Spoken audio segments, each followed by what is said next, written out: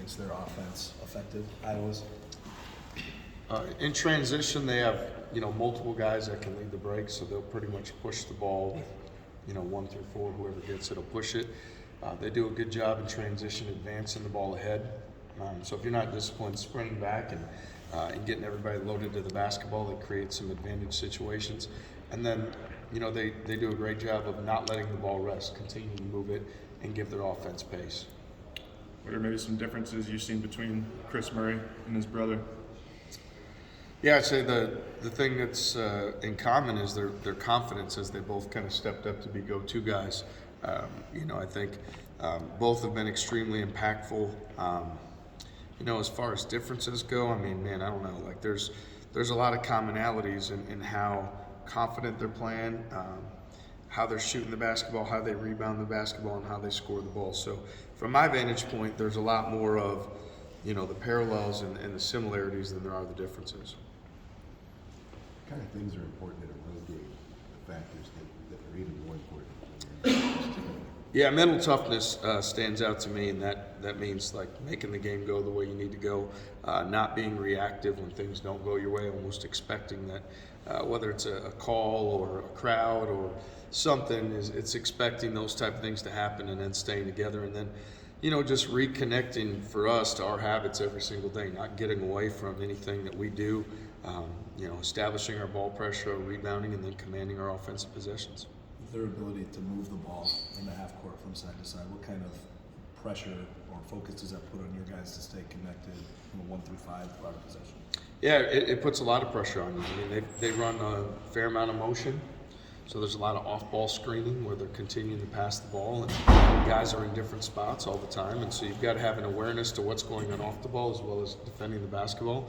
They'll post multiple guys, which is unique, so you've got to know that different guys can flash in there at any point in time. It's more random than set plays, so they do a good job of continuing to vary up their offense. They're not predictable, and a lot of guys are in different spots, so I think the ball pressure will really be a big component for us, so they can't just stand and pass to guys, that they're constantly under duress. Given what you guys have done already this season, do you feel like your guys are confident in their defense? You've said it, that it can stand up to anybody in the country. Do you feel like they're there from a mental standpoint? Yeah, we do. We feel like our guys, they know what our identity is. They've done it against some really good teams. Certainly, doing it on the road, what it takes, like we alluded to, the little bit more mental toughness to stay the course when things don't go your way. But, we build our defense starting in the summer that, we're confident that when we go best on best, we believe in what we're doing and our habits that we do every single day.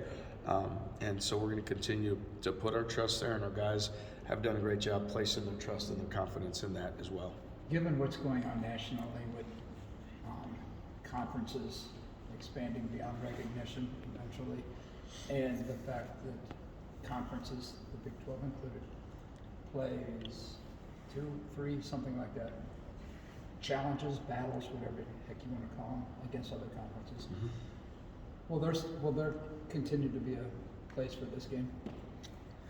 Yeah, that's something that's a great question. I don't necessarily have the answer to in terms of, for us, we're still talking about how many league games will we have. I know that's something that's happening with the Big Ten as well, and so we know that these rivalry games are important. They're important for our fans. They're important for those who've come before us, and so there's something for us that we embrace and that we get excited for. But at the same time, there's a lot of those decisions are made far over my head and how those things go, and we'll just see, and we'll be adaptive to whatever the outcome is. I think at every place you've coached, there's been in-state rivalries. What, appreciation does that give you over, the entire course of your career, having seen a number of them up close? Yeah, no, the in-state rivalries, certainly the playing in the hostile environments, playing in a packed house, that's, if you're a competitor, you want those environments, you want those challenges, those games are great for you. So, again, I'm not the one that's deciding the conference realignments. I'm not the one deciding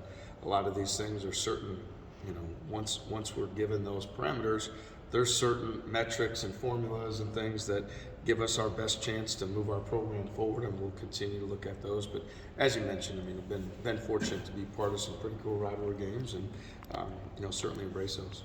What has Jazz done to improve his presence on the glass? He's certainly been more physical.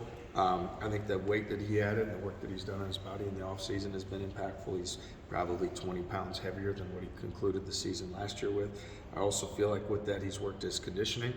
So part of it is when you're in the moment, there's a mental conditioning, there's a physical conditioning. It's about having your mind and body ready at all times to do the job that presents itself. And we've obviously played him more minutes this year, and he's been more productive. So that speaks to how he's worked in the offseason to prepare his mind, his body, for those situations.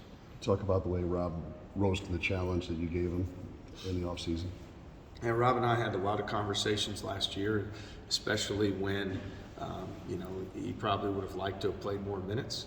And when we talked at the conclusion of the year, made sure that he understood that was all within the realm of his control based on the choices that he made every single day, not just practicing hard the day before the game or feeling like he's playing hard in the game. And Rob committed in this offseason to changing his body. He's committed to putting the work in on his game. He's improved at the foul line.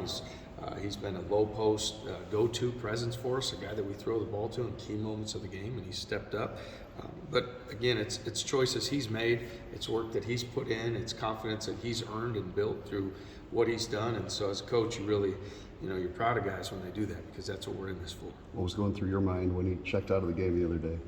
Really cool experience when you see, nearly 14,000 fans on their feet, to tell him a job well done, and we recognize it and we see it. And, pretty special moment, and I think for him too, as he walked off that court and kind of encouraged the fans to get off their feet. It was a mutual respect. It was Rob showing his love and gratitude to the Cyclone fan base for giving him the energy. There wouldn't be Big Rob energy without the fans and the energy that they bring to him during the game. He needs to get a name, image, and likeness deal. Well, he'd be open to you supporting and funding that. So, however you'd like to step up, I'll let him know to reach out. Newspapers don't do that, so maybe someday. How important is his spark off the bench in a road game, in this game specifically? Well, he does that for us every game, and I think as a coach, it's important you have depth. It's important that you have energy and scoring off the bench, and he's given us both. And he's somebody that, our toughness, our grit, physical plays, things like that, when he comes in the game, they seem to elevate. And that's what we want to do. We want to tell our guys, and we want to demand from them that when we substitute, that we're going to get stronger, that we're going to be tougher. And then when you go past me there to go into the game, that the accountability and the standards we live up to every day, and that we're going to play with those. How does having him and Oshun that you can throw the ball and block too, how has it helped you guys maybe avoid some of the droughts and things like that you did last year? Where you can just drop down to them and it's like make something happen on close to the rim, I guess. Well, it's certainly balanced our offense. It's caused our offense to be more physical. It's prevented our guards from feeling like they have to make heroic jump shots at the end of the clock. It's given us something where if teams are switching, that we're able to go inside and take advantage of a mismatch. So it's been really impactful and something we need to continue to be stubborn and mentally tough to do, and understand that other teams make choices and things that they're doing, and if they're going to switch things, we're going to go inside. And if we're going to be intentional with our possessions, we want to make sure those guys are getting touches, and both Rob and Shun have done a phenomenal job up to this point.